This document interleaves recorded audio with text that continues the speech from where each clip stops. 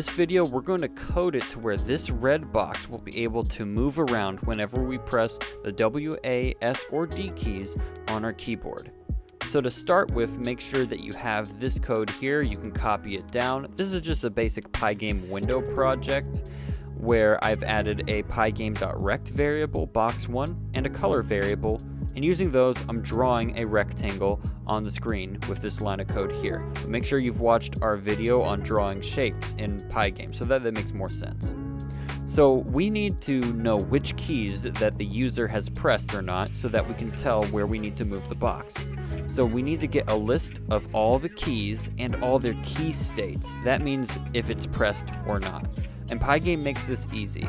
So anywhere in my while loop, it could be pretty much anywhere in my while loop just before we start to draw the box, I'm going to type keys is equal to pygame.key.getPressed with an underscore. This is a function that will give us a list of all the keys and that contains the key states if they're pressed or not.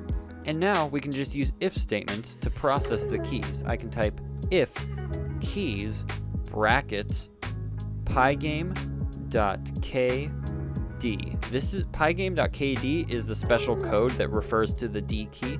So if the D key in this list of keys is pressed, I'm going to add a colon here. If it's pressed, then we should add some to the X position of this box. Now we don't have an X variable for box 1, but the rect pygame.rect comes with an X variable. So that makes it pretty easy for us. We can type box1.x and then I'm going to add plus equals 5. So I just add 5 whenever I press the D key. Let's make sure this runs. And it moved very, very quickly, but it is in fact working. So I'm going to change it from 5 to 2. And we can do this with the other keys. If keys pygame.k A is pressed, then we're going to subtract from the X position. Box1.x minus equals 2. Now let's do the same. Well, actually, let's test it out first. Let's make sure our box can move left or right. And my box can move left and right. So now let's do up and down. So I'm going to add if keys pygame.kw is pressed, we should go up. Box1.y minus equals 2. Now don't get confused here. Even though we're moving up, it's in Pygame. As you go up, y is actually getting smaller. So whenever we press the W key to move up, we need to subtract from the y. And I'm going to make sure that works. And it does. So finally, let's do our last key. If keys pygame.ks is pressed, box1.y plus equals 2. Y is flipped. So as you go up, it gets smaller. As you go down, it gets bigger. So now let's test out all the keys.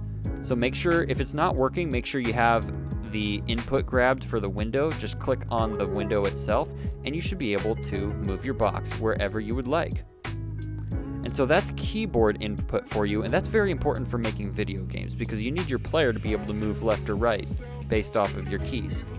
But now let's do one more thing. It's moving very, very quickly, and that's not because this number's too big, but that's actually because our program's running as fast as it wants. We should make sure it runs only at 60 frames per second and no faster. So we need to create a clock for this. Clock is equal to pygame.time.clock. That's a function that will create a clock variable. And inside of our while loop, this is important, inside the while loop, we need to monitor the FPS. We need to basically fix it at 60 frames per second. And that's really easy in Pygame. We just type clock.tick60. And that will keep our game from running faster than 60 frames per second, which will keep our box from going quite so out of control. Let's run it again. And now you'll see that the box moves much smoother now. And there's your intro to both clock in Pygame and keyboard input. Thank you for watching.